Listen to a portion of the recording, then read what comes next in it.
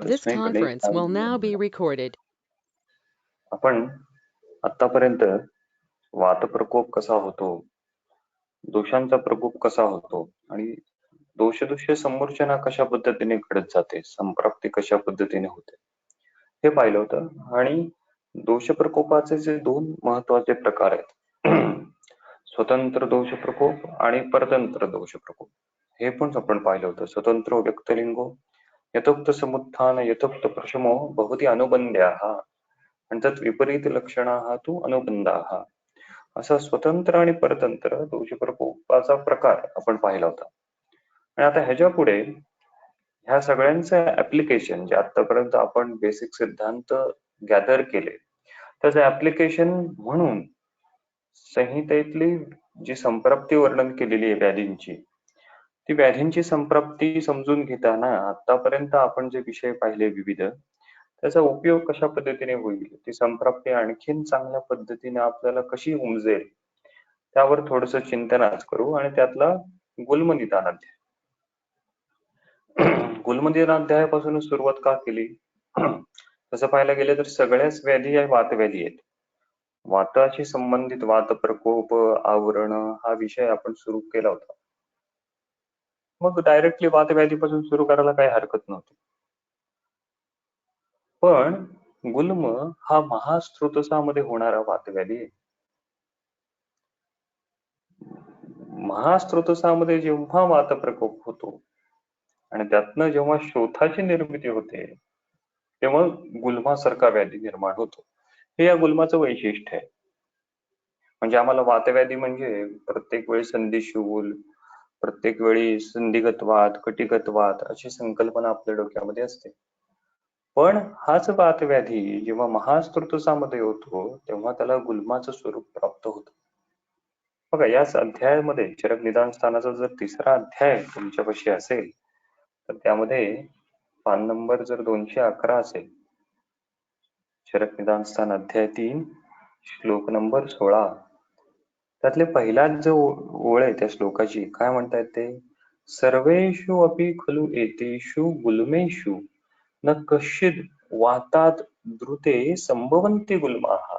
सर्वेषु खलु एतेषु गुल्मेषु, all these 5 subtypes of गुल्म, सर्वेषु खलु एतेषु गुल्मेषु, हे गुल्माचे 5ही प्रकार न कश्चित वातादृते संभवन्ति.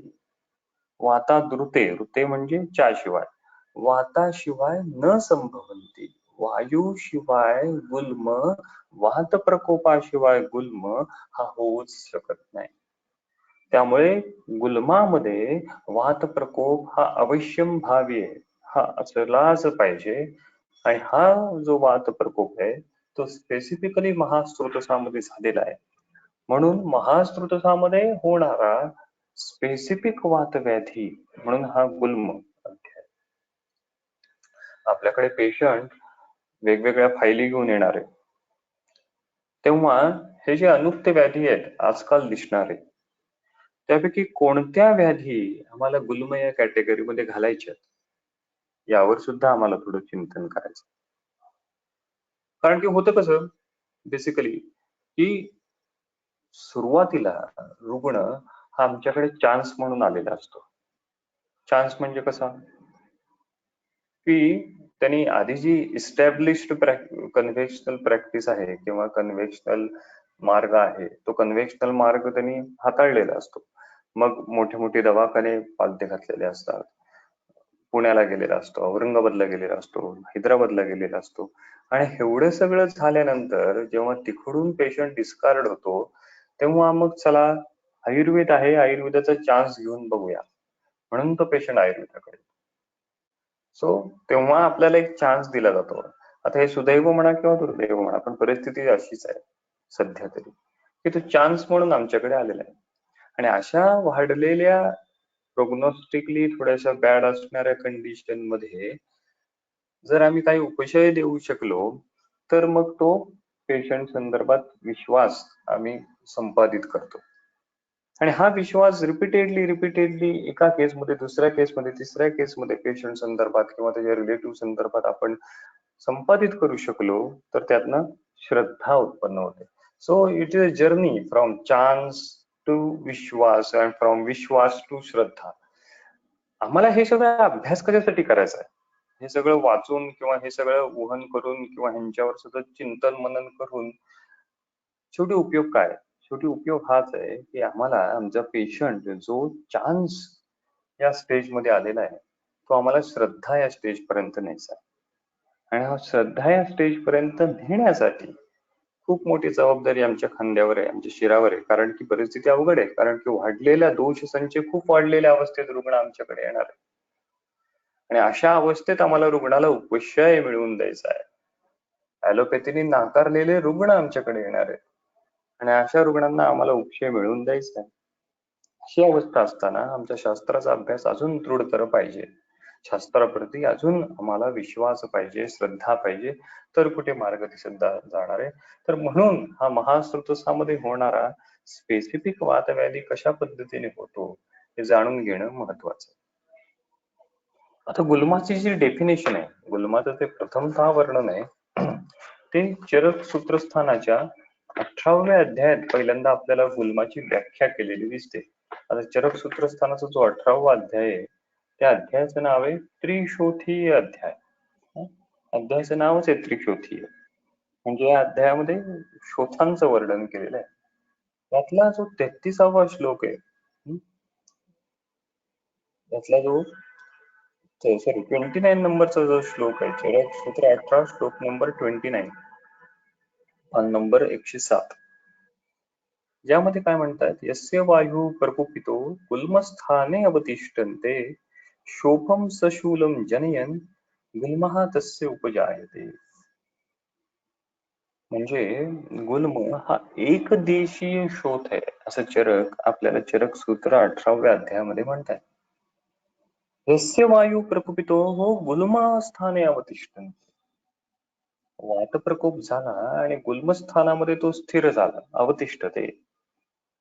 आणि मग त्यामुळे काय निर्मिती झाली, शोफम सशूलम, सशूल शोफाची निर्मिती झाली. तर आम्ही त्या शोथाला गुल्म असं म्हणतो. म्हणजे आम्हाला आणखीन एक फॅक्टर या ठिकाणी कळाला की गुल्म हा महास्त्रोतसामध्ये होणारा वातव्याधी जसा आहे तसा गुल्म हा महास्त्रोतसातला शोथ आहे.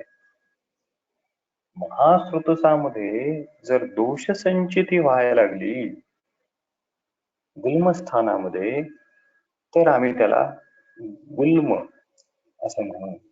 म्हणजे हा वातप्रकोपाने होणारा व्याधी आहे नंबर 1. हा महास्त्रोतसातला शोथ आहे, महास्त्रोतसामध्ये होणारी दोषसंचिती आहे हा दुसरा फॅक्टर. आणि तिसरा सशूलम शोफम.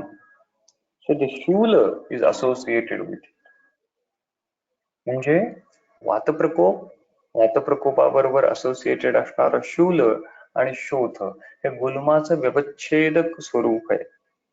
अशा पद्धतीचे गुल्म नावाचे फीचर आमच्या डोळ्यासमोर येतं. मग आता शास्त्रकारांनी परत त्या गुल्माची उत्पत्ती कशी होती ते पण सांगितलं. चरक निदानस्थानाचा जो 8वा अध्याय आहे त्या 8व्या अध्यायामध्ये श्लोक नंबर 11 पान नंबर 227 त्यामध्ये गुल्म निर्मितीची कथा सांगितली. सगळ्या व्याधींच्या निर्मितीची कथा सांगितली त्या या श्लोकामध्ये. पण त्यातला जो पहिला रेफरन्स आहे तो गुल्माच्या उत्पत्ती संदर्भातला आहे. काय म्हणतात ते, तस्मिन ही दक्ष अध्वर ध्वंसे देहिनाम नाना दिक्षु विद्रवताम अभिद्रवण तरण धावन प्लवन लंघनाद्यै देह विक्षोभणैः पुरा गुल्मोह उत्पत्तिरभूत. काय होतं, तस्मिन ही त्यावेळी काय होतं, दक्ष अध्वर ध्वंसे. दक्ष दक्ष म्हणजे दक्ष प्रजापती. अध्वर ध्वंसे, अध्वर म्हणजे काय, अध्वर म्हणजे यज्ञ. दक्षाच्या यज्ञाचा विध्वंस झाल्यानंतर त्या काळामध्ये तस्मिन ही म्हणजे कधी, त्रेतायुगे. तो रेफरन्स कुठे आहे, ज्वर उत्पत्तीच्या कथेमध्ये द्वितीय ही युगे. तर त्या त्रेतायुगामध्ये दक्ष अध्वर ध्वंसे, दक्षाच्या यज्ञाचा विध्वंस झाल्यानंतर आता हे पण विशेष आहे. दक्षाच्या यज्ञाचा विध्वंस होणे म्हणजे काय? दक्ष प्रजापतीचं कार्य काय आहे? तर दक्ष प्रजापतीचं कार्य आहे सृष्टीची निर्मिती करणं. या सृष्टीची निर्मिती करण्याचं कार्य दक्ष प्रजापतीचं आहे. आणि दक्ष प्रजापतीचं जे हे नियत कार्य आहे, हे त्याला नेमून दिलेलं जे कार्य आहे, त्या कार्यामध्ये बाधा येणं म्हणजे थोडक्यात दक्ष प्रजापतीच्या यज्ञाचा विध्वंस होणं. म्हणजे म्हणजे कुठेतरी मोठा भूकंप येणं, कुठेतरी मोठा पूर येणं, ज्वालामुखीचा उद्रेक येणं किंवा सुनामी सारखी अवस्था निर्माण होणं म्हणजे कदाचित दक्ष अध्वर ध्वंसे. आणि अशी अवस्था, अशी परिस्थिती भूकंपासारखी, ज्वालामुखीसारखी, पुरासारखी, महापुरासारखी, सुनामी सारखी निर्माण झाल्यानंतर काय झालं? नाना दिक्षु अविद्रवताम अविद्रवण. नाना दिक्षु, नाना दिक्षु, नाना दिशेला, सापडेल त्या दिशेला, मिळेल त्या दिशेला. नाना दिक्षु अभिद्रवता अभिद्रवण, जोराने पळणे, तरण, धावन, प्लवन, लंघनाद्यैहि देहविक्षोभणे. धावणे, पळणे, पोहणे इत्यादी क्रियांमुळे काय झालं? विक्षोभणे, देहविक्षोभणे, देहविक्षोभण झाला. थोडक्यात या अभिद्रवताम अभिद्रवण, तरण, धावन, प्लवन, लंघन आदी क्रियांमुळे त्या प्राण्यांच्या शरीरामध्ये, त्या मनुष्य प्राण्याच्या शरीरामध्ये वात प्रकोप झाला. या वात प्रकोपाचा परिणाम म्हणून गुल्मोह उत्पत्ती अभूत, गुल्माची निर्मिती झाली. म्हणून ह्याचं तात्पर्य असं आहे की वात प्रकोप कारणांचं सेवन केलं गेलं आणि त्यातून गुल्मोह उत्पत्ती होत, गुल्माची निर्मिती व्हायला. आपण आजकाल सध्याच्या या लॉकडाऊनच्या काळामध्ये काही घटना दुर्दैवी ऐकतो बघा, की काही कामगार असतात किंवा काही मजूर असतात, हजार किलोमीटरचा प्रवास, 2,000 किलोमीटरचा प्रवास ते करतात. आणि त्यातले काही अभागी जीव जे असतात ते त्यातून मृत्युमुखी पण पडतात. ते काय? इतक्या किलोमीटरचा प्रवास केल्यामुळे, उन्हातून प्रवास केल्यामुळे, व्यवस्थित जेवण न मिळाल्यामुळे जो वातप्रकोप होणार आहे, तो वातप्रकोप गुल्मासारखी परिस्थिती निर्माण करणार आहे आणि त्यातनं मग काही वेळा मृत्यूसारखी कंडिशन निर्माण होते.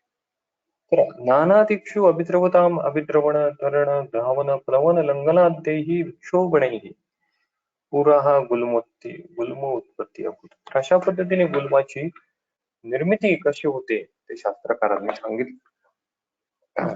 आता गुल्म निदान स्थानाचा जो तिसरा अध्याय आहे ते आपण पाहू. आता तो पान नंबर 208. गुल्म निदानं व्याख्यास्यामः इति हस्माः भगवान अत्रेयः. इह खलु पंचगुल्मा भवन्ति तद्यथा.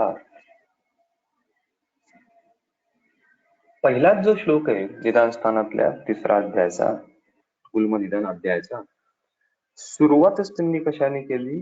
इह खलु पंचगुल्मा भवन्ति. So there are actually the 5 subtypes of gulma. बघा, सुरुवात ही त्यांनी विधी संप्राप्तीपासून केली. गुल्माच्या प्रकारापासून अध्यायाची सुरुवात केली.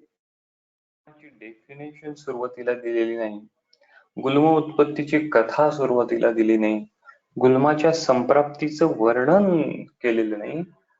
सुरुवातीला डायरेक्टली विधी संप्राप्ती विशद केलेली आहे. हे वैशिष्ट्य आहे. हे असं का वर्णन त्यांनी केलं असेल की सुरुवात विधी संप्राप्तीपासून केली. इह खलु पंचगुल्मा भवन्ति. There are actually 5 subtypes of गुल्मा. आणि कोणते ते? तद यथा वातगुल्माः, पित्तगुल्माः, श्लेष्मगुल्मो, निचयगुल्मो, शोणितगुल्मो. अशा पद्धतीचे हे 5 गुल्माचे प्रकार आहेत. आता इथं त्यांनी निचय गुल्म असा शब्द वापरलाय. निचय म्हणजे संनिपात. मग प्रत्येक वेळी व्याधी प्रकार वर्णन करत असताना सन्निपात हा शब्द आपण वापरतो. सन्निपातचे ज्वर, सन्निपातचे उदर. मात्र या ठिकाणी सन्निपाताच्या ऐवजी निचय शब्द का बरं वापरला, असा महत्वाचा प्रश्न निर्माण झाला. तर त्याच्या टीकेमध्ये त्यांनी सांगितलंय, याची जी टीका आहे चक्रपाणींनी केलेली, तर त्यातनं खालून तिसरी ओळ आहे बघा. एतदेव गुल्मे अस्मिन् असाध्यत्वं प्रतिपादयितुं सन्निपात शब्दं साध्य ज्वरादि सन्निपाते अपि वर्तमानं परित्यज्य निचय शब्दः कृतः. सन्निपातचे लिहिणं आणि त्याऐवजी आम्ही निचय शब्द चूज करणं, हे कशासाठी? असाध्यत्वं दर्शयितुं. सन्निपातातली काही अवस्था पण साध्य असते. सन्निपात ज्वराचे पण चिकित्सा सूत्र सांगितले चरकांनी. प्रत्येक वेळेस ती असाध्य असते असे नाही, काही वेळा ती साध्य असू शकते. पण जेव्हा आम्ही निचय गुल्म म्हणतो तेव्हा तो प्रत्येक अवस्थेमध्ये असाध्यच असतो. आणि हे असाध्यत्व दर्शवण्यासाठी आम्ही सन्निपातज शब्दाऐवजी निचय शब्द वापरला. निचय गुल्म. तर अशा पद्धतीचे वात गुल्म, पित्त गुल्म, प्रत्येक ठिकाणी गुल्म शब्द वापरलाय बरं का. म्हणजे असं चाललं असतं ना की तद्यथा पंचगुल्म भवन्ति वातज, पित्तज, श्लेष्मज, निजय, शोणित असं म्हणलं असतं तरी चालले असते. प्रत्येक वेळी सफिक्स गुल्म म्हणून जोडणं काय आवश्यक नव्हतं. वात गुल्म, पित्त गुल्म, श्लेष्म गुल्म असं. तर हे पण वैशिष्ट्य आहे की प्रत्येक वेळी त्यांनी गुल्म शब्द ऍड केला. to emphasize that वात गुल्म, पित्त गुल्म, श्लेष्म गुल्म, निचय गुल्म, शोणित गुल्म आहे. आता या वर्णनामध्ये आणखीन एक प्रश्न आम्हाला पडतो, या ठिकाणी द्वंद्वज गुल्म का बरं सांगितले नाहीत? का ते होत नाही? वात पित्तज गुल्म, कफ पित्तज गुल्म, कफ वातज गुल्म. तर ह्याचं पण वर्णन टीकेमध्ये केलेलं आहे.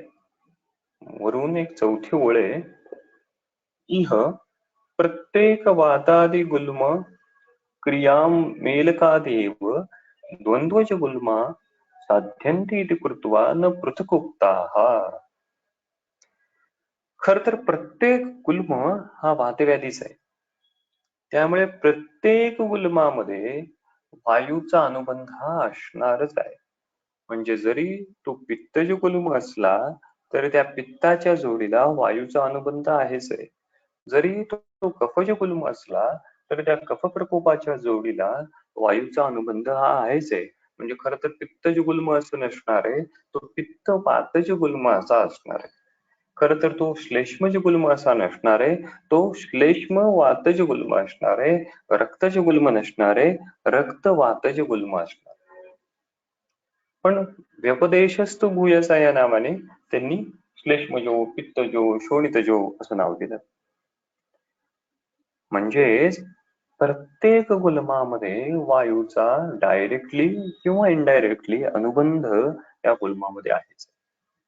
तर अशा पद्धतीने या 5 प्रकारे गुल्माच्या प्रकारांचं वर्णन, विधी संप्राप्तीचं वर्णन सुरुवातीला पहिल्यांदाच अध्यायाची सुरुवात होत असतानाच त्यांनी केले. आता हे गुल्माचे क्लासिफिकेशन जे आहे ते जर आपण थोडक्यात पाहिलं तर ते आपल्याला दिसून येतं की प्रोग्नोस्टिक पॉइंटने सुद्धा आहे. निचय शब्द हा प्रोग्नोस्टिक पॉइंट किंवा प्रोग्नोसिस दर्शवतो, असाध्यत्व दर्शवतो. त्यामुळे या विधी संप्राप्तीचा उपयोग गुल्माचं प्रोग्नोसिस साठी पण आपण करू शकतो. मग आता परत प्रश्न पडतो, इह कुलू पंचगुल्मा भवन्ति. मग गुल्म 5च आहेत का? 6 गुल्म असू शकतात का? 7 गुल्म असू शकतात का? त्यांनी 5च कशावरनं सांगितले? What is the parameter basic? हे 5 ठरवण्याचा त्यांच्या पाठीमागे किंवा त्यांच्या मनात असणारे निकष कोणते? आम्हाला माहिती आहे जे अष्टोदरी अध्याय त्यामध्ये प्रत्येक व्याधीचं क्लासिफिकेशन केलेलं आहे. त्यामध्ये गुल्माचं क्लासिफिकेशन 5 प्रकारे केलेलं आहे. म्हणून तर या ठिकाणी इह कुलू पंचगुल्मा भवन्ति असं ते म्हणतात. या 5 संख्येला अर्थ काय? तुमच्याकडे रोगी महास्त्रोतसामध्ये दोष संचिती म्हणून येणार आहे. ही दोष संचिती तुम्हाला ह्या प्रकारात, हे जे 5 प्रकार आहेत, वातगुल्म, पित्तगुल्म, श्लेष्म, शोणित, निचय, ह्या 5 प्रकारात क्लासिफाय करायचे आहेत. जगामध्ये असणारे नवीन इन्व्हेंट होणारे नवनवीन डिसीज ज्यामध्ये महास्त्रोतसामध्ये दोष संचिती होतीये, शोथ येतोय, तो महास्त्रोतसामधला शोथ आपल्याला या 5 प्रकारामध्ये क्लासिफाय करायचा आहे. So it is a clear cut demarcation. ही आमची आउटलाईन आहे. जगामध्ये कोणत्याही नावाने येणारा महास्त्रोतसातला अनुक्त व्याधी जरी असला तरी तो आम्हाला याच 5 प्रकारामध्ये क्लासिफाय करायचा आहे. वेदर इट इज वातज, पित्तज, कफज, समथिंग लाईक दॅट. म्हणजे हा अध्याय जो आहे हा केवळ 5 गुल्मांची व्याप्ती आम्हाला समजण्यासाठी. आज जे अनुक्त व्याधी दिसत आहेत ते अनुक्त व्याधी आम्ही कोणत्या प्रकारामध्ये क्लासिफाय करू? म्हणजे केवळ आम्हाला एखाद्या व्याधीचं क्लासिफिकेशन गुल्म असं करून चालणार नाही. ते वातज गुल्म आहे का पित्तजे का कफजे, अशा पद्धतीने आम्हाला त्या नवीन व्याधीचं, महास्त्रोतसामध्ये येणाऱ्या वातप्रकोपाने होणाऱ्या शोथाचं क्लासिफिकेशन केलं पाहिजे. तर पुढे काय म्हणतात? श्लोक नंबर 4. एवं वादिनं भगवंतं अत्रेय अग्निवेश उवाच. एवं वादिनं म्हणजे अशा प्रकारे सांगणाऱ्या, अशा प्रकारे बोलणाऱ्या. एवं वादिनं अशा प्रकारे म्हणजे कशा प्रकारे? इह खलु पंचगुल्मः भवन्ति. हे जे वाक्य आहे हे वाक्य गुरुवाक्य आहे. कारण खाली म्हणतायत भगवंतम अत्रेयम एवं वादिनम. भगवान अत्रेयांनी सांगितलेलं हे वाक्य, हे गुरुसूत्र आहे. पूर्वीच्या काळी कसं होतं की जी आपली संहिता जी होती ती सलग होती. म्हणजे 3रा श्लोक झाला की लगेच 4था श्लोक. मध्ये टीका नव्हती. चक्रपाणींच्या समोर जी चरक संहिता होती ती सलग होती. नंतर मग त्यावर चक्रपाणींनी टीका दिली, ती वेगळी लिहिली. आपल्या पुढे जी आता चरक संहिता येते चक्रपाणी टीका, त्यामध्ये चक्रपाणींची टीका आणि ओरिजिनल अग्निवेश संहिता या मिक्स केलेल्या आहेत, एडिटिंग केलेल्या आहेत. त्यामुळे आपल्याला असं वाटतं की 3रा श्लोक झाला की गॅप आहे मग 4था श्लोक आहे. असं नाहीये, ती कंटिन्युटी आहे. त्यामुळे शोणित गुल्म इति झालं की लगेच एवं वादिनं भगवंतम अत्रेयम अग्निवेश उवाच. अशा प्रकारे सांगणाऱ्या भगवंतम अत्रेयम, भगवान अत्रेयांना अग्निवेश उवाच, अग्निवेश म्हणाला. काय म्हणाले? कथम इह भगवन पंचानां गुल्मानां विशेषम अभिजानीमहे. काय म्हणतात ते आपण ह्याचा अन्वय लावायचा प्रयत्न करू. कथम इह भगवन पंचानां गुल्मानां विशेषम अभिजानीमहे. भगवन इह पंचानां गुल्मानां विशेषम कथम अभिजानीमहे. भगवन इह पंचानां गुल्मानां विशेषम कथम अभिजानीमहे. How we are going to know the special character, vishesham, of this panchavid gulma, of this 5 gulma. या 5 गुल्माचं विशेष हे आम्हाला कसं बरं समजेल? कथम जानीमहे, असा अग्निवेशांनी विचारलं. पुढे काय म्हणतायत? हा कथम जानीमहे अशी शंका किंवा असा प्रश्न त्यांच्या डोक्यामध्ये का बरं आला? तर ते पुढचं वाक्य आहे, नहि विशेषवित रोगाणाम औषधवित अपि भिषक प्रशमन समर्थो भवति. काय म्हणतात? नाही विशेषवित रोगाणाम औषधवित अपि भिषक प्रशमन समर्थो भवति. काय म्हणतात ते? सुरुवात बघा, भूमिका लक्षात घ्या. सुरुवातीला काय सांगितलं त्यांनी की हे भगवान, आम्हाला पंचानाम गुल्मानाम विशेषम अभिजानीमहे. ते पंचविध गुल्म आहे त्यांचं विशेष जाणून घेण्याची इच्छा आहे. ही इच्छा काय बरं? त्याचं कारण त्यांनी खाली सांगितलं.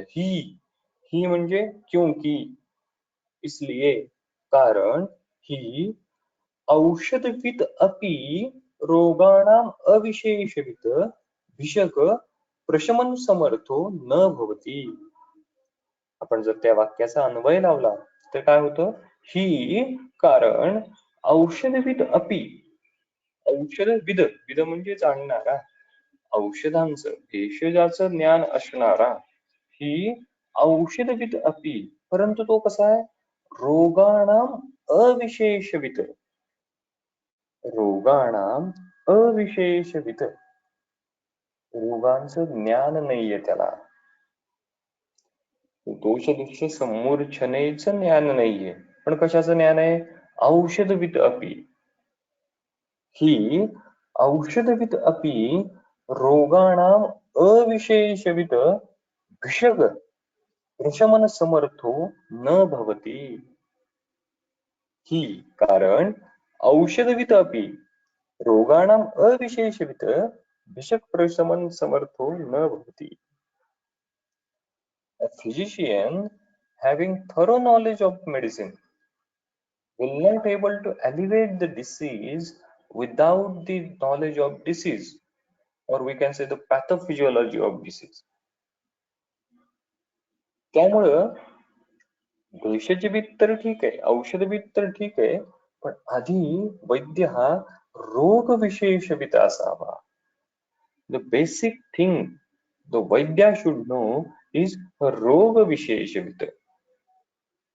म्हणून अग्निवेशाने आपलं एक इच्छा व्यक्त केली आहे, भगवन इह पंचानाम गुल्मानाम विशेष कथम अभिजानीमहे. औषधविद अपि रोगाणाम अविशेषविद भिषक प्रशमन समर्थो न भवती. आधी व्याधीचं सम्यक ज्ञान पाहिजे आणि त्यानंतर मग औषधांचं ज्ञान आम्हाला जर असेल तर मग आम्ही त्याचं इम्प्लिमेंटेशन व्यवस्थित करू शकतो. पण सुरुवातीला आयुर्वेदीय पॅथोफिजिओलॉजी आम्हाला सम्यक पद्धतीने कळली पाहिजे, चांगल्या पद्धतीने कळली पाहिजे, फाईन कळली पाहिजे. जो आपण काल विचार पाहिला, दोष संप्राप्ती विचार, हा आपण स्थूल पाहिला, तसं पाहायला गेलं तर वरवर पाहिला, पण तो प्रत्येक व्याधीमध्ये सूक्ष्मत्वाने आम्हाला कळला पाहिजे. माझ्या पुढे रुग्ण आला तर रुग्णाने कशा पद्धतीचे हेतू सेवन केलेत, त्या हेतूंचे गुणधर्म काय आहेत, आणि त्या रुग्णाच्या शरीरामध्ये त्या हेतूंच्या गुणधर्मामुळे कोणत्या दोषाचा प्रकोप झालाय, आणि केवळ कोणत्या दोषाचा प्रकोप झालाय असं नाही, तो स्वतंत्र झालाय का परतंत्र पद्धतीने झालाय, तो केवळ स्वतंत्र परतंत्र पद्धतीने झालाय असं नाही, तो दोष प्रकोप कोणत्या गुणाने झालाय, आणि त्याचबरोबर स्थानांतर्गत दोष कोणत्या स्थानामध्ये, कोणत्या महास्त्रोतसामध्ये हा दोष प्रकोप झालेला आहे हे जाणणं म्हणजे रोग विशेषविद जाणणं. तर हे रोग विशेषविद सुरुवातीला जाणलं पाहिजे. हे जर नसेल आणि जर भेषजाचं केवळ ज्ञान असेल, म्हणजे काय, गुल्म आला गुल्म कुठार रस, अर्श झाला अर्श कुठार रस, किंवा श्वास झाला श्वास कुठार रस, संपली ना चिकित्सा. किती सोपी चिकित्सा आहे. प्रत्येक व्याधी आला की त्या व्याधीतला कल्प द्या, ग्रहणी झाला ग्रहणी कपाट रस, संपली चिकित्सा. एवढा सोपा आयुर्वेद नाही, एवढा सरळ आयुर्वेद नाही. असं असतं तर आजीबाईच्या बटव्यासारखं जी आपल्या स्टँडवर स्टेशनवर छोटी छोटी पुस्तकं मिळतात, हा कल्प आणि हे त्याची औषधं, संपलं असतं. नंतरच्या काळामध्ये 12व्या शतकानंतर प्रथा अशीच सुरू झालेली आहे. 12व्या शतकानंतरचे जर आपण ग्रंथ पाहिले तर मेजॉरिटीली ग्रंथ they are actually emphasising on the कल्पाज, they are not emphasising on the सिद्धांताज. कल्पाला अनन्यसाधारण महत्व नंतर येऊ लागलं. कल्पांचं महत्व आहेच एक, ते आमची आयुध आहेत, ते आमचे शस्त्र आहेत, नो डाऊट अबाउट दॅट. पण शस्त्र वापरायची कुठं आणि कधी ह्याची सम्यक बुद्धी वैद्याची तर आधी डेव्हलप व्हायला हवी. ती डेव्हलप होण्यासाठी रोग विशेष ज्ञान आली पाहिजे. त्यामुळे आयुर्वेद एवढा सोपा नाहीये. बघा, चरक सूत्रस्थानाचा जो 15वा अध्याय आहे, त्या 15व्या अध्यायामध्ये काय म्हणतात बरं आचार्य? चरक सूत्र 15 उपकल्पनीयम अध्यायम व्याख्यास्यामः. त्यामध्ये पान नंबर 93 श्लोक नंबर 5 खालून एक चौथी पाचवी ओळ आहे. सूक्ष्माणीहि दोष भेषज देश काल बल शरीर आहार सात्म्य सत्व प्रकृती वयसाम अवस्थांतराणी. सूक्ष्माणीहि दोष भेषज देश काल बल शरीर आहार सात्म्य ह्यांचं भेद जे असतात ते सूक्ष्माणीहि सूक्ष्म असतात. आम्ही पण परीक्षेमध्ये लिहित असतो दशविध परीक्षा भाव, अष्टविध परीक्षा भाव. किती आम्ही सिरियसली पाहतो? किंवा सगळ्यात महत्वाचं, किती आम्हाला सिरियसली कळतो? किती सिरियसली कळतं आम्हाला? रुग्णाच्या व्याधी विच्छेदन करण्यासाठी त्या दशविध परीक्षा भावाचा किंवा अष्टविध परीक्षा भावाचा खरंच आम्ही किती वापर करतो? खरंच आम्हाला ते किती समजतं? सूक्ष्माणीहि दोष भेषज देश काल बल शरीर आहार सात्म्य सत्व प्रकृती वयसाम अवस्थांतराणी. त्यांना माहितीये हे सूक्ष्म भेद आहेत. पुढचं वाक्य काय? यानी अनुचिंत्यमानानी विमल विपुल बुद्धे अपि बुद्धिमाकुली कुर्युः किम पुनः अल्पबुद्धेः. हे जे सूक्ष्म भेद आहेत, यानी अनुचिंत्यमानानी, ह्याचं चिंतन करायचं म्हटलं, ह्यांचा विचार करायचा म्हटला, यानी अनुचिंत्यमानानी विमल विपुल बुद्धे अपि बुद्धी. ज्यांची बुद्धी विमल, विमल म्हणजे निर्मळ, विपुल, विपुल म्हणजे भरपूर, ज्यांची निर्मळ बुद्धी आहे, सात्विक बुद्धी आहे आणि बहुशा बुद्धी आहे, भरपूर बुद्धी आहे, अशांची बुद्धी काय होते? आकुली कुर्युहू. आकुली कुर्युहू म्हणजे काय? कन्फ्यूज होते. ज्यांना विमल विपुल बुद्धी आहे अशांची बुद्धी सुद्धा हे दोष भेषज देश काल ह्यांचे जे सूक्ष्म भेद आहेत त्यांचं चिंतन करत असताना, यानी अनुचिंत्य मानानी, ह्यांचं चिंतन करत असताना ज्यांची विमल विपुल बुद्धी आहे ती कन्फ्यूज होते. तर शास्त्रकार काय म्हणतात? किम पुन्हा अल्पबुद्धे हे. तुमच्या आमच्यासारखं अल्पबुद्धीचं काय? शास्त्रकारांना क्यू आली आपली. त्यांना माहित होतं कलियुगामध्ये बुद्धीचा ऱ्हास होत जाणार आहे. जसा शरीराचा वयाचा ऱ्हास होत जाणार आहे तसा बुद्धीचा ऱ्हास होत जाणार आहे. मग ज्यांची विमल विपुल बुद्धी आहे ते जर कन्फ्यूज होत असतील तर तुमच्या आमच्यासारख्या पामरांचं काय होणार? मंदबुद्धी. मंदबुद्धी पण खूप झाली म्हणायची आपल्या. मंदापेक्षा पण काही खालची ग्रेड असेल तर ती आपली. त्यांची बुद्धी त्याची अवस्था काय होणार? मग आम्हाला व्याधी कसा कळणार? तर एवढी मोठी व्यापक संप्राप्तीच्या व्हेरिएबल्स आहेत, संप्राप्ती समजून घेण्याचे एवढे मोठे व्यापक व्हेरिएबल्स आहेत, त्यातून आम्हाला रोग विशेष जाणून घ्यायचा. त्यामुळे आमची बुद्धी, आमचं नॉलेज, आम्ही गॅदर केलेलं आतापर्यंत सिद्धांत हे व्याधीचं ज्ञान करून घेण्यासाठी जास्त खर्च करायचं. त्यामुळे अग्निवेशाने पण सांगितलं की सुरुवातीला आम्हाला रोग विशेष ज्ञान आहे ते गरजेचं आहे. कारण की जर भेषजाचं नुसतं ज्ञान असेल आणि रोगाचं ज्ञान नसेल तर काय उपयोग? काहीच उपयोग नाही. म्हणून बघा, चिकित्सा स्थानाचा जो 30वा अध्याय आहे, योनी व्यापक चिकित्सीय अध्याय, त्या 30व्या अध्यायामध्ये नंबर 648 श्लोक नंबर 320 काय म्हणतात ते? योगेर्येव चिकित्सन हे देशाद्यज्ञो अपराध्यती वयोबल शरीरादि भेदः ही बहुमो मतः. देशादीचा विचार न करता, देश काळ सत्व बल इत्यादी फॅक्टरचा विचार न करता केवळ योगेरेव चिकित्सन, केवळ हा योग आणि हा व्याधी असा जो चिकित्सा करतो, जे डिफरंट फॅक्टर जे सांगितलेले रोग विशेष ज्ञानाचं ज्ञान न घेता केवळ हा योग आणि हा व्याधी असा जो चिकित्सा करतो ते काय? अपराध्यती. आता अपराध्यतीची टीका काय केली आहे बघा बरं. अपराध्यती ती न इप्सितम साधयती, न इप्सितम साधयती. इप्सितम म्हणजे काय? इच्छित. इच्छित काय असणार आहे की व्याधी उपशय किंवा संप्राप्ती भंग होणे, हे संप्राप्ती भंग न साधयती. योगेनेव चिकित्सन ही देशात अज्ञोह अपराध्यती. पुढेच याच अध्यायामध्ये जो 326वा श्लोक आहे ते मध्ये काय म्हणतात बघा. तस्मात दोष औषधी आदीन परीक्ष दशतत्वतः. त्यामुळं दोष औषध आदी फॅक्टरची सुरुवातीला परीक्षा करा, एक्झामाइन दशतत्वतः. कुर्यात चिकित्सित, after that you should start चिकित्सा. प्राज्ञो न योगेरेव केवलम. प्राज्ञो द इंटेलिजंट वैद्या शुड डू न योगेरेव केवलम, न योगेरेव केवलम, केवळ योगानुसार चिकित्सा करू नका.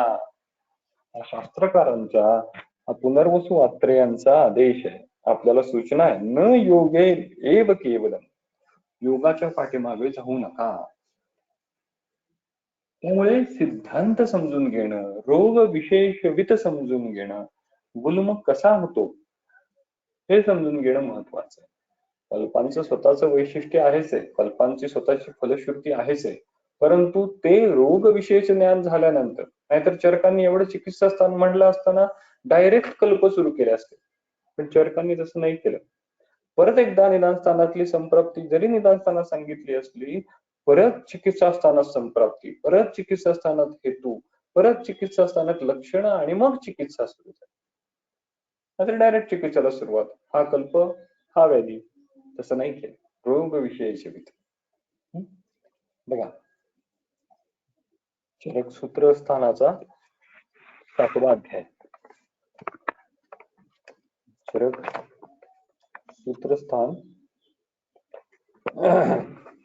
7वा अध्याय, श्लोक नंबर 44, पान नंबर 53. तान दोषलिंगैः आदिश्य व्याधीन साध्यान उपाचरेत. व्याधि हेतु प्रतिद्वंद्वी मात्रा कालो विचारेन. What should be our approach toward the व्याधी? तान साध्यान व्याधी दोषलिंगैः आदिश्य उपाचरेत. दोष पहा आणि त्यातली दोषानुसार निर्माण होणारे लक्षणे पहा. आदिश्य, आदिश्याची टीका काय? बुद्ध्वा, जाणून. तर दोष आणि लिंग हे पाहणे, हे तपासणे म्हणजे रोग विशेषवित आहे. तर हे पुन्हा पुन्हा शास्त्रकार आम्हाला सांगतायत की तुम्ही आधी रोग विशेषज्ञ व्हा, तुम्ही आधी रोग विशेषज्ञ व्हा. आम्ही कोणत्याही सीएमई मध्ये गेलो तर आमचा सगळ्यात महत्वाचा कल कसा असतो, समजा एक हृदरोगावर सीएमई आहे किंवा एखाद्या कॅन्सरवर सीएमई होती आहे आयुर्वेदीय पर्स्पेक्टिव्हनी, आमचा सगळ्यात मोठा प्रश्न, अरे ते संप्राप्ति विप्राप्ति वो सब छोड़ दो, आपने चिकित्सा क्या की वो बताओ, कल्प कौन ने आपने कौन सा ये दिया ये बताओ. आम्ही पटकन तो कल्प लिहून घेतो आमच्या वहीमध्ये. पण ते कल्प निवडण्यापाठीमागची भूमिका काय आहे, किंवा त्या वैद्याने तोच कल्प का निवडला, त्यासाठी त्यांनी तो रोग विशेष त्याला कसा कळला हे जाणणं जास्त महत्वाचं. कारण की कल्प वेगवेगळे आहेत, आपण वेगवेगळे कल्प वापरू शकतो प्रत्येक. त्यामुळे कसं होतं, प्रत्येक वैद्याची लाईन ऑफ ट्रीटमेंट बदलते, कारण की प्रत्येक वैद्याचं ती संप्राप्ती ज्ञान हे वेगवेगळ्या पद्धतीने झालेलं असतं.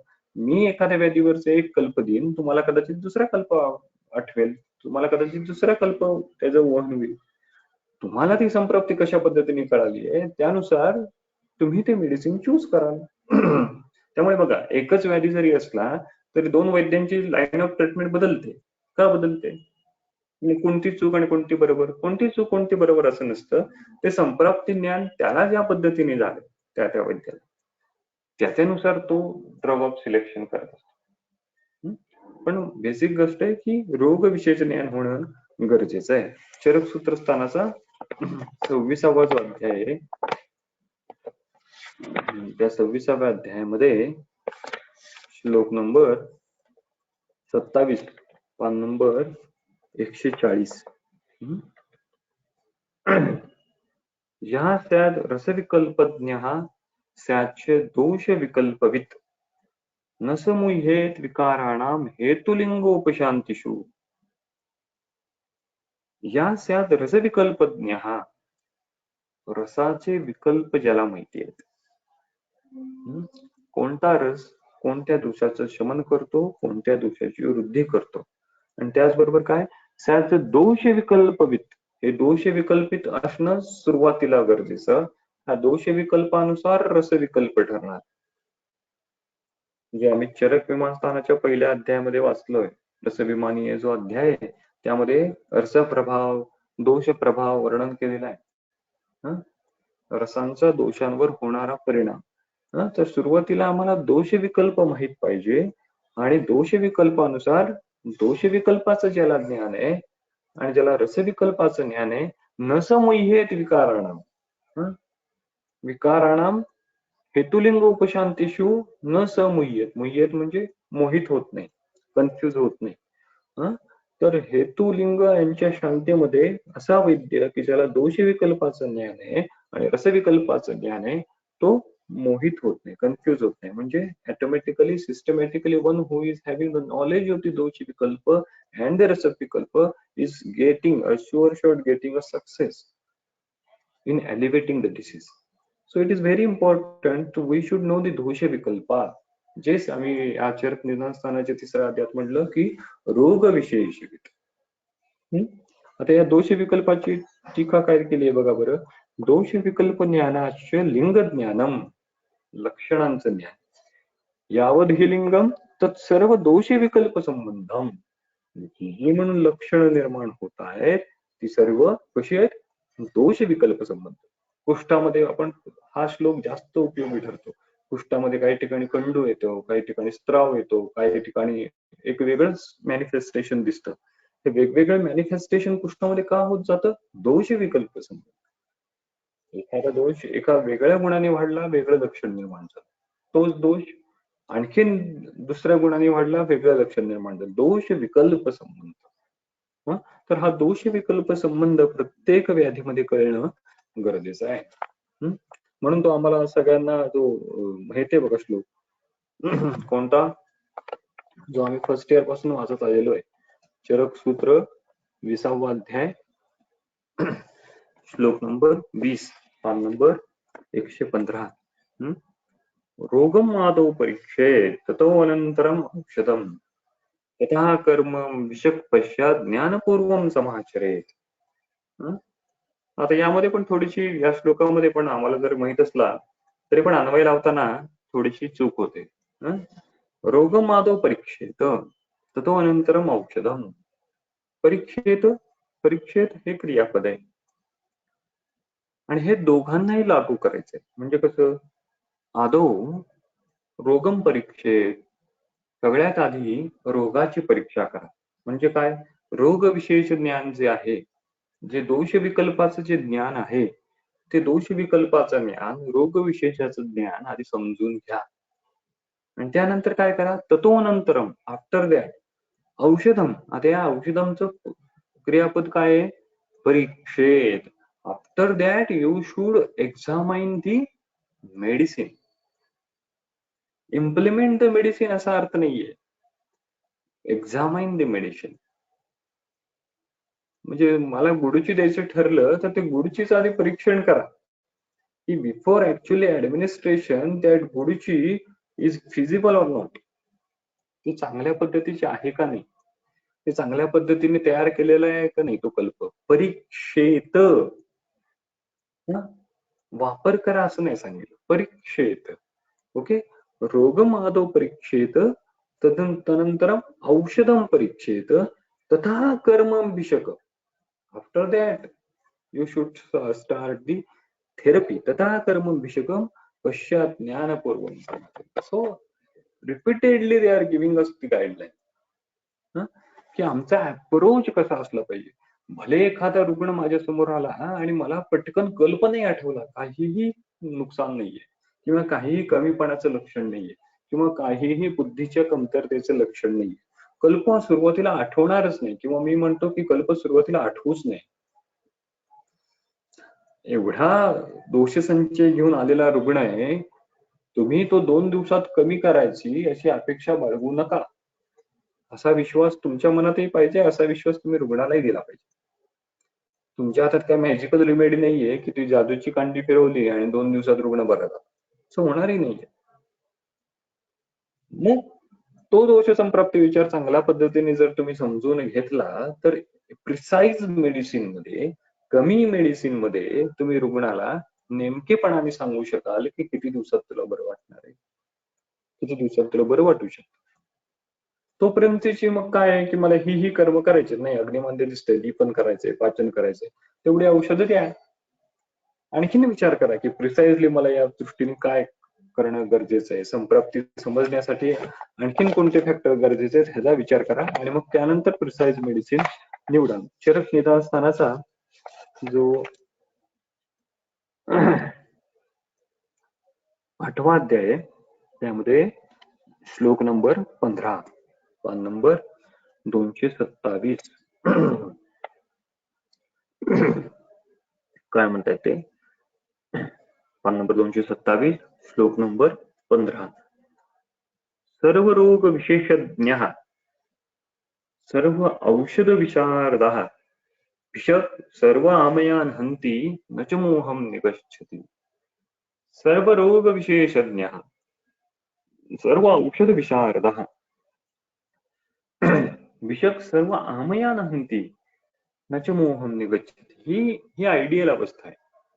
हे अचीव करणं हे आमच्या सर्व वैद्यांचं कर्तव्य आहे किंवा हे आमचं एम आहे. काय, सर्व रोग विशेषज्ञ, माझ्या पुढे आलेल्या सर्व संप्राप्तीचं ज्ञान मला सम्यक प्रकारे झालेलं आहे. सर्व औषध विशेषज्ञ, आणि जी औषध आहेत त्या औषधांचं पण ज्ञान मला गरजेचं आहे. सर्व औषध विशारद, औषधांचं पण ज्ञान गरजेचं आहे. असं जेव्हा आपण म्हणतो की संप्राप्तीचं ज्ञान गरजेचं, रोगाचं ज्ञान गरजेचं, ते गरजेचं आहे कारण की ती बेसिक गोष्ट आहे. पण याचा अर्थ असा नाही की द्रव्यांचा अभ्यास करायचा नाही, ह्याचा अर्थ असा नाही की कल्पनांचा अभ्यास करायचा नाही. ती सेकंड स्टेज आहे. पहिली स्टेज आधी अक्वायर करायची आणि मग सेकंड स्टेज कडे जायचं. सेकंड स्टेजचा अभ्यास करायचा, कारण की जर द्रव्यांचा अभ्यास नसेल, कल्पनांचा अभ्यास नसेल, तरी पण रुग्णाचं नुकसान होणार आहे, तुमचं नुकसान होणार आहे. बघा, चरक सूत्रस्थानाचा जो पहिला अध्याय आहे त्या पहिल्या अध्यायामध्ये पान नंबर 23, चरक सूत्र 1 श्लोक नंबर 124 125. यथा विषम यथा शस्त्रम यथा अग्निर अशनी यथा तथा औषधम अविज्ञातम विज्ञातम अमृतम यथा. औषधम ही अनविज्ञातम, औषधांचं जर ज्ञानच नाहीये आम्हाला, केवळ आमचे गुरुजी देतात म्हणून मी देतो, पण मला त्याचे गुणधर्म माहित नाही, मला ते कधी कलेक्शन केलं माहित नाही, मला ते कुणी तयार केलं ते माहित नाही, त्या औषधावर संस्कार काय झाले ते मला माहित नाही. औषधी अनविज्ञातम नामरूपै गुणैहि त्रिभिः. त्याचं नाव माहित नाही, ते दिसतं कसं माहित नाही. गुणैहि त्रिभिः, आपल्यासाठी सगळ्यात महत्वाचं आजच्या व्यावहारिक भाषेत गुणैहि, त्याचे गुणधर्मच आम्हाला माहित नाही. आणि दुसरा फॅक्टर काय, विज्ञातम, माहिती आहे आम्हाला त्याचं नामरूप गुणैहि, विज्ञातम चापि दुर्युक्तम, आम्ही त्याचं ऍडमिनिस्ट्रेशनच चुकीच्या पद्धतीने केलं. जेव्हा गरज नव्हती चुकीच्या अवस्थेमध्ये ते औषध दिलं, किंवा जेव्हा द्यायला पाहिजे होतं तेव्हा दिलं नाही, आणि जेव्हा द्यायची अवस्था नाहीये तेव्हा दिलं, दुर्युक्तम. तर तेव्हा काय होतं, अनर्थाय उपपद्यते. अनर्थाय म्हणजे काय, it will create adverse effect, adverse drug reaction.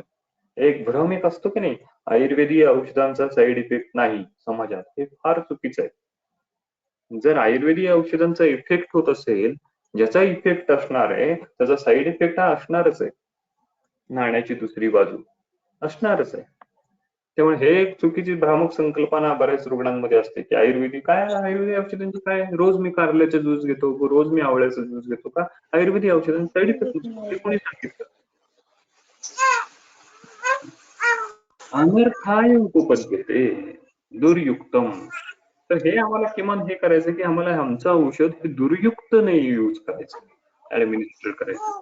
आणि कधी आम्ही असं करू शकतो, तेव्हा आम्हाला त्या औषधाचं पण व्यवस्थित, जेव्हा आम्हाला त्या रोगाचंही व्यवस्थित, कल्पाचं, त्या द्रव्याचंही व्यवस्थित ज्ञान आहे, तेव्हाच आम्ही हे करू शकतो. म्हणून त्यातल्या 15व्या श्लोकात सर्व रोग विशेषज्ञ सर्व औषध विशारदा. सर्व औषध विशारदा ते आपण असं पाहिलं. विष सर्व आमयांती न च मोहम निगच्छति. न च मोहम निगच्छति ती टीका काय म्हणते, टीका केली ते बघा बरं. न च मोहम निगच्छति इति निदान स्थानाद्यै अनुक्ते अपि प्रमेये सूक्ष्मे अपि बहुत्वेन न मोहम गच्छति किंतु तद अपि उह्यत इत्यर्थः. निदान स्थानामध्ये सांगितलेल्या व्याधींचा तर उपशय होतोच, पण ज्या अनुक्त व्याधी आहेत त्या अनुक्त व्याधीच्या विषयी पण सूक्ष्म चिंतन करून त्या व्याधीमध्ये साध्यता प्राप्त होते, हा अर्थ आहे. उहन, अनुक्ताची उहन करण्याची जी बुद्धी आहे, जे तर्कबुद्धी आहे, ती तर्कबुद्धी यातून डेव्हलप. तर सर्व रोग विशेषज्ञ म्हणताना मग आम्ही आयुर्वेदवाले किंवा आम्ही वैद्य सगळे रोग बरे करतो का? असं पण नाही. आमच्याकडे सगळ्या व्याधींचं उत्तर आहे का? आमच्याकडे आम्ही असाध्य अवस्थेमध्ये आलेला रुग्ण पण बरा करू शकतो का? सर्व हा तुम्हीच म्हणतो ना, सर्व रोग विशेषज्ञ, सर्व औषध विशारद. तर आम्ही सगळ्यात बेसिक सिद्धांत जे चरकसूत्र स्थानाच्या पहिल्या अध्यायामध्ये मांडतात. चरकसूत्र 1 श्लोक नंबर जो आहे तो श्लोक नंबर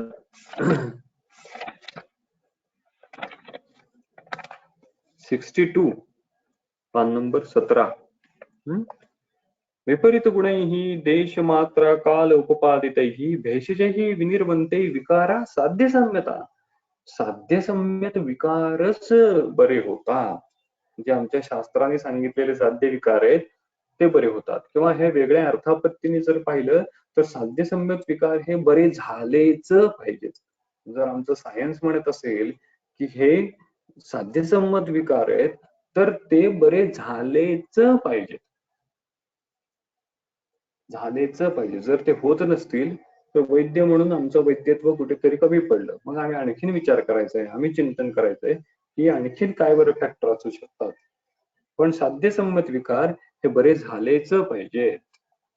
आणि दुसरी महत्वाची गोष्ट, आमचं साध्यसाध्यत्व आणि ॲलोपॅथीचं साध्यसाध्यत्व यामध्ये फरक आहे.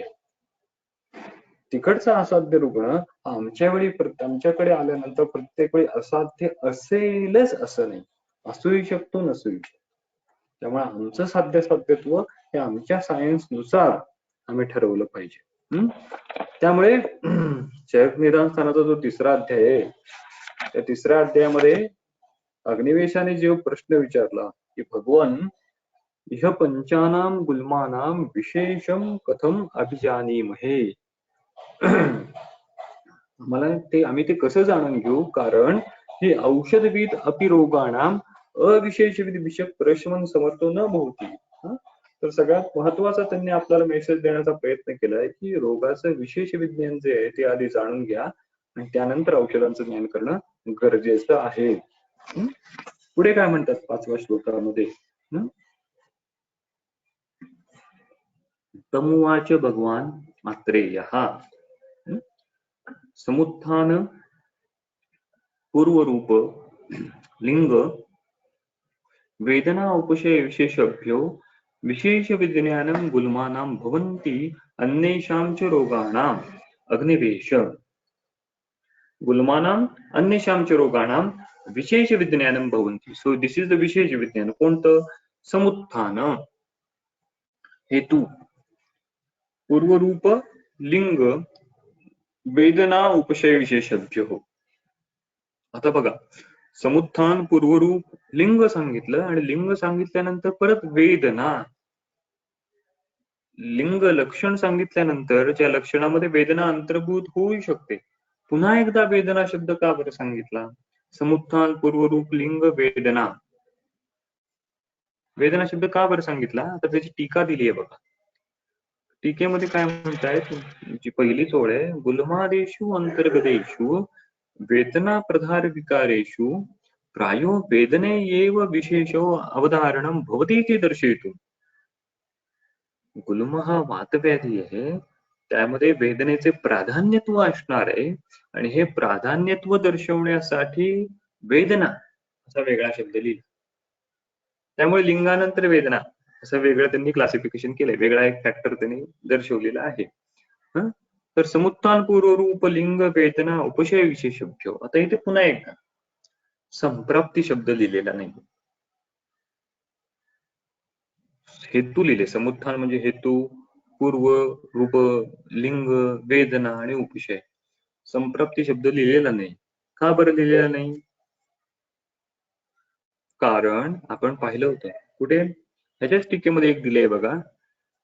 तिसरी जी ओळ आहे, संप्राप्तित्व इह अकथनम गुल्म विशेषागमकत्वेन एव बोधव्यम गुल्म विज्ञानम चिह अधिकृतः संखादिभेद भिन्ना तु सामान्य संप्राप्ती सर्व रोग निदान प्रस्ताव एव उक्ते इति भावः.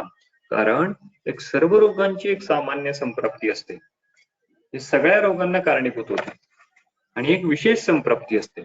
ती जी सामान्य संप्राप्ती आहे त्याचा आम्ही निर्देश या ठिकाणी केलेला नाही. आपण एक श्लोक पाहिला होता मागच्या वेळी, चरक निदान स्थानचा जो पहिला अध्याय आहे त्यातला श्लोक नंबर जो आहे तो 18, पान नंबर 199. तस्य निदान पूर्व रूप लिंग उपशय विशेषण व्याख्यास्यामः, ह्याची टीका केलेली आहे. खालून एक 5वी ओळ, तथा निदानादिवत संप्राप्तेः व्याधि बोधनम प्रति अप्रधानत्वाच्च यक्ष संप्राप्ती भेदो अभिधातव्यः सर्व रोग साधारण आहे. जे सामान्य संप्राप्ती आहे ते सर्व रोग साधारण आहे. म्हणजे कोणती? स एव कुपितः दोषः समुत्थान विशेषतः स्थानांतर्गतश्चैव जनयन्ति व्याधयानुभवम्. चरक सूत्र 18वा अध्याय. ही जी संप्राप्ती आहे ती सर्व रोग सामान्य एव, ती सगळ्या व्याधींची सामान्य संप्राप्ती. भेद कधी होत जाणार आहे? त्यामध्ये वाताचे दोष इन्व्हॉल्व झाला, भेद झाला. पित्ताचे दोष इन्व्हॉल्वमेंट झाला, संप्राप्ती भेद झाला. प्रत्येक व्याधी प्रकाराची थोडी थोडी संप्राप्ती भेद वेगवेगळा होत जाणार आहे, पण एक कॉमन संप्राप्ती सगळ्या व्याधींची सारखीच आहे. आणि अशा या सामान्य संप्राप्तीचा उल्लेख त्यांनी या विशेष विज्ञानामध्ये केलेला नाहीये. आता पुढचा जो 6वा श्लोक आहे त्या 6व्या श्लोकामध्ये त्यांनी हेतूंचं वर्णन केलेलं आहे. यदा पुरुषो वातलो विशेषेण ज्वर वमन विरेचन अतिसाराणाम अन्यतमेन कर्षणेन कर्षितो वातलम आहारम आहरती. आता या हेतूंचं एक्सेट्रा वेगवेगळे हेतू वर्णन केलेले आहे. शेवटचं वाक्य काय आहे? तस्य अपचारात वातः प्रकोपम आपद्यते. So ultimate end result is वातः प्रकोपम आपद्यते. त्यामुळे हे हेतू गुल्माचे किंवा वातज गुल्माचे नाहीये, तर हे हेतू वात प्रकोपाचे हेतू आहे. त्यामुळे आपण मागच्या वेळीही पाहिलं होतं की संहितेमध्ये ग्रंथामध्ये जे व्याधी अध्यायामध्ये जे हेतू वर्णन केलेले असतात ते त्या व्याधीचे हेतू नसतात, तर त्या व्याधीमध्ये असणाऱ्या दोष प्रकोपाचे हेतू असतात.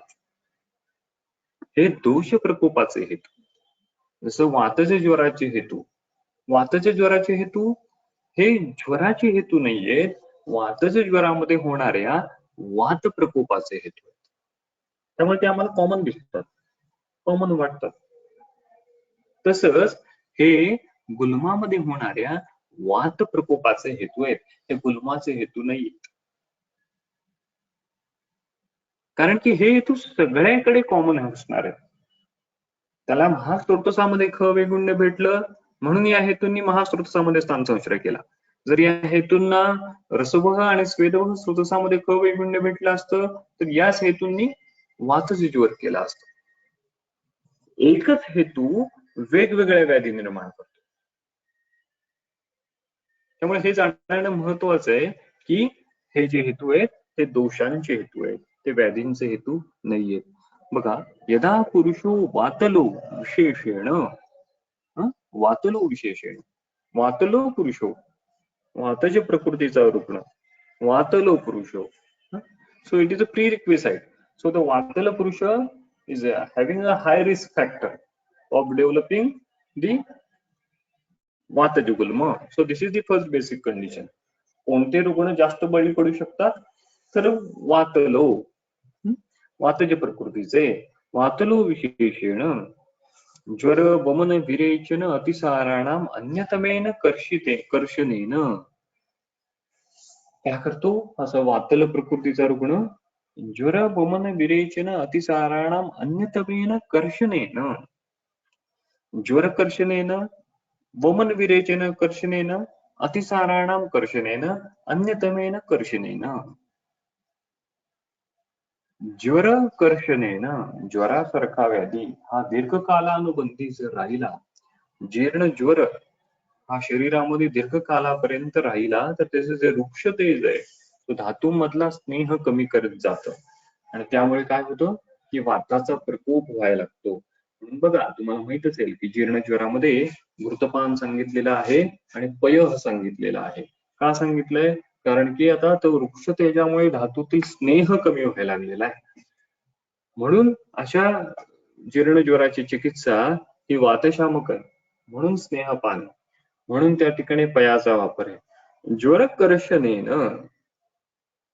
तर आमच्याकडे जेव्हा रुग्ण येतो तेव्हा त्या रुग्णाची पास्ट मेडिकल हिस्ट्री विचारताना हा फॅक्टर आम्ही विचारला पाहिजे की दीर्घकालानुबंधी ज्वर कधी इतक्यात झाला होता का? वर्षभरामध्ये, 2 वर्षामध्ये, गेल्या 2-3 वर्षामध्ये काही असा मोठा फॅक्टर झाला होता का की बराच वेळ तुम्ही हॉस्पिटलाइज होता, ऍडमिट होता ज्वरकर्षणेन?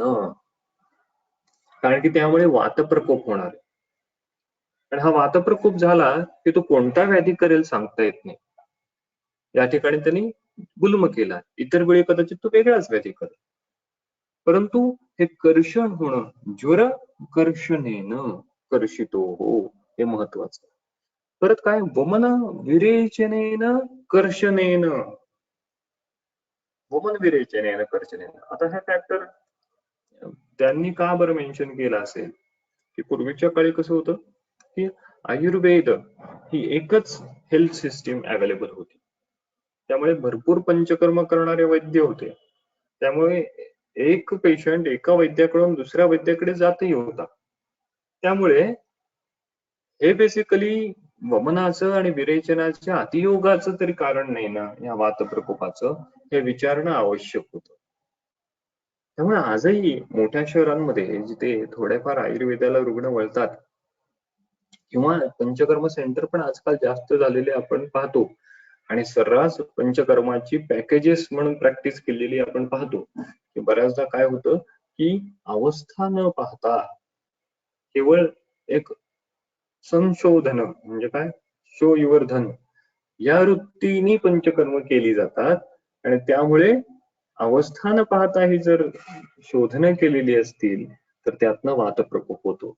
म्हणून माझ्याकडे जर एखादा रुग्ण आला असेल तर इतक्यात 6 महिने, वर्षभरात त्यांनी कोणती पंचकर्म केलेली आहेत का, हे विचारून घेणं आवश्यक.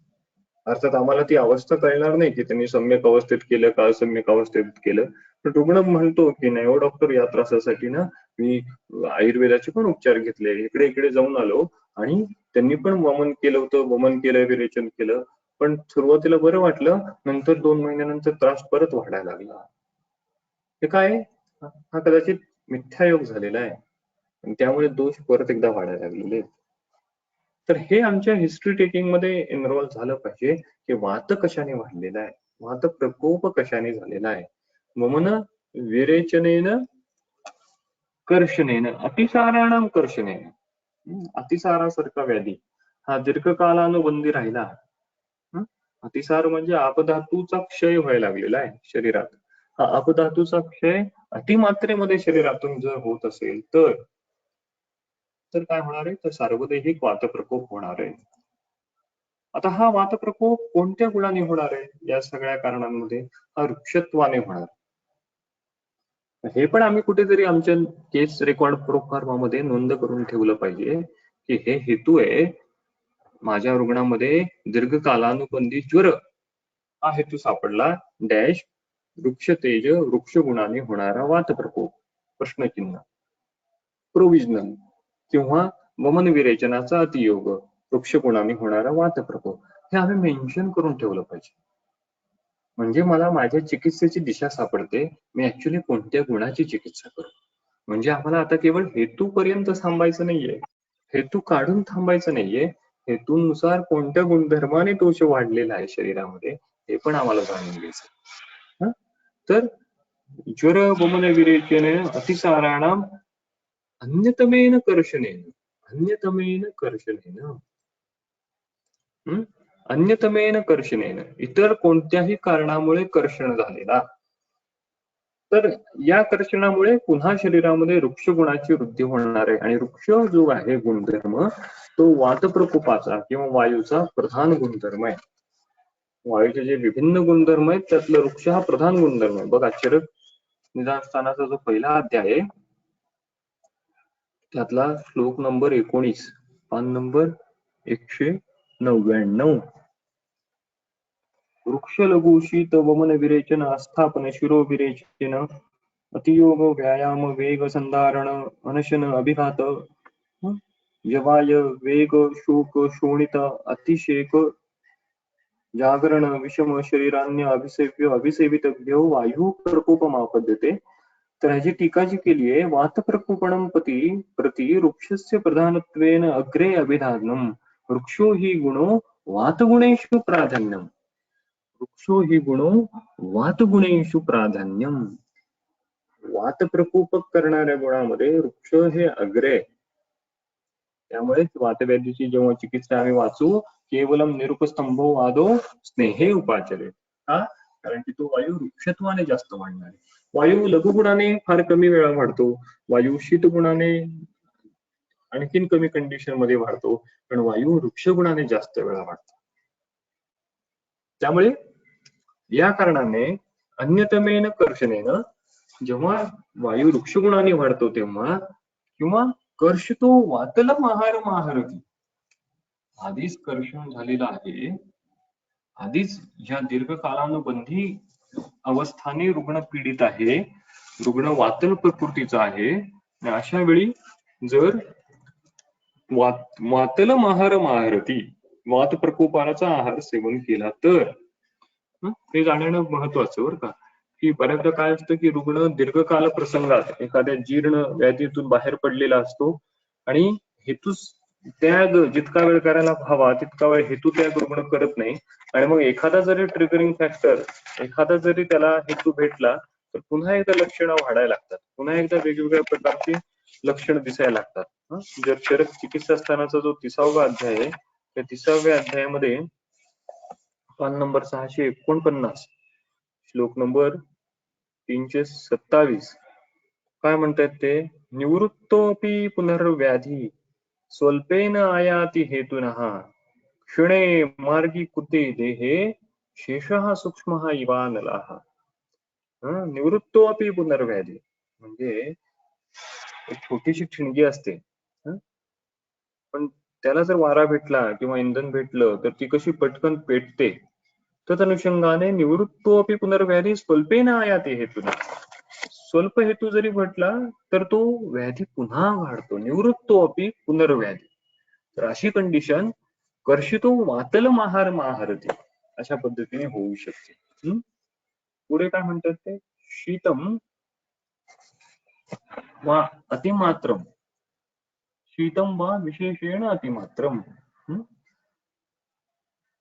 अत्यंत शीत पदार्थाचं सेवन करणं, अतिमात्रम शीतम. तर यामुळे पण शीतगुणाने वाताचा प्रकोप होणार आहे. अस्नेहपूर्व वा वमन विरेचन पिबती.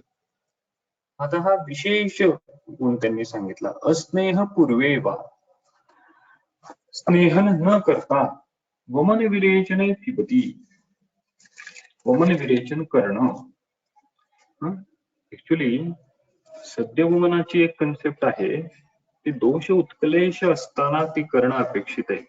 परंतु जर दोष उत्कलेश नसताना जर वमन विरेचन केलं अस्नेहपूर्व तर तो वात प्रकोप करतो. बघा, चरक चिकित्सा स्थानाचा जो 3रा अध्याय आहे त्या 3ऱ्या अध्यायामध्ये पान नंबर 410 श्लोक नंबर 147 अनुपस्थित दोषाणां वमनम तरुणे ज्वरे रुद्रोगम श्वासम आनाहम मोहम च जनेभुषम सर्वदेहानुगा सामा धातुस्था असुनिरहः दोषाफलाना मामानां स्वरसायव सात्यया. अनुपस्थित दोषाणां वमनं करुणेश्वरी. दोष अनुपस्थित आहेत म्हणजे काय, दोष उत्कृष्टमान नाहीयेत, आमाशयामध्ये नाहीयेत, अशा वेळी वमन करू नये, सध्य वमन करू नये. त्यामुळे ही अवस्था सोडून जर इतर वेळी केलं अस्नेहपूर्व वमन विरेचन तर त्यांनी वात प्रकोप होणार. ओके. आणि दुसरी महत्वाची कंडिशन, जर कृश व्यक्ती आहे आणि या कृश व्यक्तीमध्ये जर तुम्ही सध्य वमन केलं तर त्यामुळे पण वात प्रकोप होणार. आणि हा वात प्रकोप झाला की तो प्रत्येक वेळी गुल्म करेल असं नाही, इतर कोणतीही कंडिशन निर्माण करू शकतो. पुढे काय, अनुवीरणा वा छर्दीम उदीरयती. अनुवीरणा, छर्दीचा वेग आलेला नाहीये परंतु तो उदीरण केलेला आहे. बऱ्याच रुग्णांना सवय असते बघा की रोज सकाळी जीभ घासायची घसा आणि त्यातून प्रवर्तन करायचं, त्याशिवाय त्यांना आपण जेव्हा शोधन चांगल्या प्रकारे केले असं वाटत नाही. अशी सवय जर असते तर शास्त्रकार म्हणतात की अनुवीरणा व छर्दी मुदीर येते, हे वात प्रकोपाचं कारण आहे. तर तशी सवय आहे का विचार. उदीरणा वातमूत्र पुरुष वेगान निरुंदती. उदीर्ण झालेल्या वातमूत्र पुरुष वेगांचा अवरोध करतो, वेगावरोध करतो. तर वेगावरोध ही एक आपल्या शास्त्रामध्ये आलेली एक विशेष संकल्पना आहे. त्या वेगावरोधामुळे काय होतं की उदावर्तासारखी कंडिशन निर्माण होते. उद म्हणजे वर्त, आ म्हणजे सर्व बाजूने, आणि वर्त म्हणजे वरच्या दिशेने फिरलेला उदावर्त, अशी कंडिशन वायूला प्रतिलंबित व्हायला लागतो. तर वातमूत्र पुरुष वेग निरुन्नाथी. तर वेगावरोधाची सवय आहे का रुग्णास, तर हे जाणीवपूर्वक विचारणं गरजेचं आहे. स्पेशली जर स्त्री रुग्ण असेल तर त्यांच्या बाबतीत आपल्या सोसायटल फॅक्टरचा विचार करता हा फॅक्टर खूप महत्वाचा ठरतो. वातमूत्र पुरुष वेगा निरुन्नती. जर तुम्ही चरकसूत्र स्थानाचा 7व्या अध्यायाचा जर अभ्यास केला तर त्यामध्ये आणखीन एक फॅक्टर वेगावरोधाच्या संदर्भात आपण शास्त्रकारांनी लिहिलेला आपण पाहतो. चरकसूत्र 7वा अध्याय, यामध्ये पान नंबर 50 श्लोक नंबर 24. गुल्म हृद्रोग समूहा श्रम निश्वास धारणा. श्रमश्वासाचा अवरोध जर केला तर त्यामुळे गुल्म हृद्रोग समूह. तर श्रमश्वास हे पण एक महत्वाचं कारण, गुल्म निर्मितीला पण आहे, हृद्रोग निर्मितीला पण आहे. अतिशीतो वा पिबती नव उदकम अतिमात्रम. अत्यंत शीत म्हणजे बऱ्याच आजकाल उन्हाळ्याच्या दिवसामध्ये सवय असते की डायरेक्ट फ्रीज उघडला आणि जी थंड पाण्याची बाटली आहे ती तोंडाला लावली आणि घटाघटा पाणी पिलं. अतिशीतो वा पिबती नवउदकम. शास्त्रकारांनी असंस्कारित जलाचा सेवनाचा निषेध सांगितलेला आहे. नवउदकम, जल हे नेहमी संस्कारित करूनच घ्या. जरी तो उन्हाळा दिसला तरी तो उन्हाळ्यामध्ये ते श्रुतसिद्ध करून घ्या, पण असंस्कारित जल पिऊ नका, ते दोषकारक आहे. त्यामुळे अतिशीतो वा पिबती नवउदकम. आणि कसं, अतिमात्रम, अत्यंबुपान हे पण वात प्रकोपाचा हेतू आहे. रुग्णाला सवय असते सकाळी उठल्यानंतर लोटाभर पाणी पिणे, दुपारी जेवणापूर्वी लोटाभर पाणी पिणे, जेवण झालं की पाणी पिणे, म्हणजे जसं काय फ्लश करतो आपण आपली आतडी, अशा पद्धतीने जास्त पाणी पोटामध्ये ढकलण्याची सवय असते, पण ते दोष प्रकोपाचं कारण आहे. आयुर्वेदाच्या नुसार कमीत कमी जलपान, असंस्कारित जल पोटामध्ये गेलं पाहिजे. नवउदकम अतिमात्रम. अतिसंक्षोभिणाम वा यानेन याती. अतिसंक्षोभन करणाऱ्या यानातून प्रवास हे तर खूप कॉमन आहे. डेली प्रवासाची सवय आहे का रुग्णाला. बऱ्याचदा कामाच्या दृष्टिकोनातून 1-1.5 तास 2 तासाचा प्रवास रुग्ण करत असतो. आणि आजकाल आपले रस्ते हे पण खूप खड्ड्यात रस्ते असतात का रस्त्यात खड्डे असतात, अशी आपली सगळी अवस्था आहे. त्यामुळे अतिसंक्षोभन हे होणारच आहे. त्यातनं सार्वदेहिक व्यानाचा प्रकोप हा होणारच आहे. त्यामुळे रुग्णाला हा हेतू विचारा की रोजचा प्रवास घडतो का, किती किलोमीटरचा असतो, किती वेळाचा असतो. अतिसंक्षोभिणाम वा यानेनाम याती, हा जसा गुल्मासाठी उपयुक्त हेतू आहे, इतर कोणत्या कारणासाठी जरी रुग्ण आला असेल तरी हा हेतू महत्वाचा. त्यामुळे हा पण अभ्यास एका पद्धतीने केला पाहिजे की शास्त्रामध्ये जे वात प्रकोपाचे हेतू, किंवा आता हे वातज गुल्माचे आलेत, परत वातज ज्वराचे आलेले आहेत, परत वातज कुष्ठाचे आलेले आहेत, या सगळ्या हेतूंचं संकलन एकत्र केलं पाहिजे. आणि त्यातनं एक अशी प्रश्नावली तयार केली पाहिजे की माझ्या रुग्णाला मी असे प्रश्न विचारू. हेतू काढणं ही पण एक स्किल आहे, एक्स्ट्रॅक्शनची एक स्किल आहे. आपण रुग्णाला समजेल अशा भाषेमध्ये प्रिसाइज प्रश्न विचारता आले पाहिजेत आणि ते विविध अंगाने असले पाहिजेत. म्हणजे आपल्याला प्रिसाइज हेतू कळेल. नाहीतर काय होईल, मी 4 प्रश्न विचारेल, रुग्ण हो नाही म्हणेल, मला हेतू काय निघाले हेच कळणार नाही.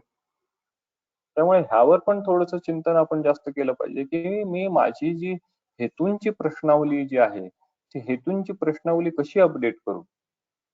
कसे मी जास्तीत जास्त रिलेव्हंट प्रश्न विचारू, की जेणेकरून मला आणखीन चांगल्या पद्धतीने हेतू समजतील, हेतू काढता येतील. अतिसंक्षोभिणां वा यानेन याती अतिव्यवाय व्यायाम मद्य शोक रुचिर्वा. मद्यपान करणे. मद्यपान हे पित्ताचा हेतू जसा आहे तसा वातप्रकोपाचाही हेतू आहे. शोक रुचिर्वा मानसिक हेतू. तर मानसिक भाव शोक हा डायरेक्टली, शोक आणि भय हे डायरेक्टली वातप्रकोपाचे हेतू आहेत. ते डायरेक्टली वात वाढतात.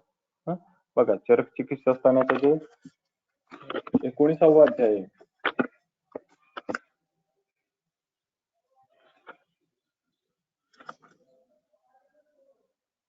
नंबर 549, श्लोक नंबर 12.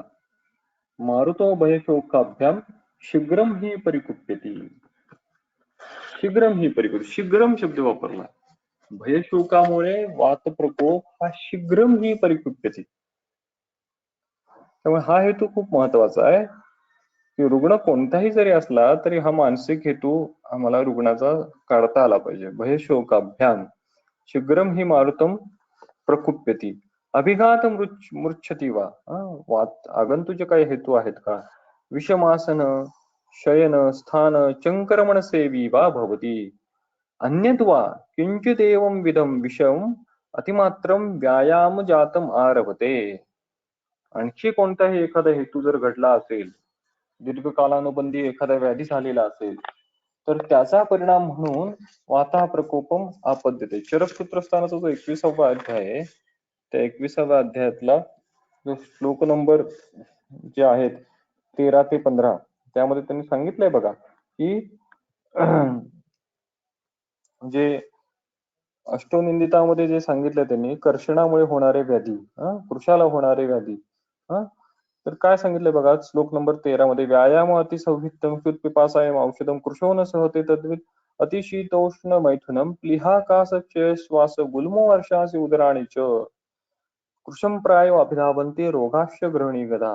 कृशाला प्लिहाकाश क्षय श्वास गुल्म अर्श इत्यादी व्याधी व्हायला लागतात. असं का होतं? कारण की कृशामध्ये सर्वदेही वातप्रकोप झालेला असतो. शरीरातले सर्व स्त्रोतसे वृक्ष झालेले असतात आणि या सर्व स्त्रोतसे वृक्ष होण्याचा परिणाम म्हणून आता त्याचे महास्त्रोतच पण कृशाचं वृक्ष झालेला आहे आणि त्यामुळे महास्त्रोतसामध्ये गुल्मासारखा व्याधी कृशामध्ये दिसून येतो. म्हणून त्यांनी कर्षित हा शब्द वापरलाय. तर अशा पद्धतीने आपण हे गुल्माचे किंवा वातज गुल्माचे हेतू आता आपण पाहिले. आता ह्याच्या पुढचा जे संप्राप्तीचा विषय आहे तो आपण उद्या पाहूयात. इति आलं व्यापारः विरम्यते. सचिन.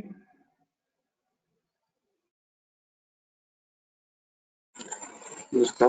कोणाचे काही प्रश्न असतील तर विचारू शकता.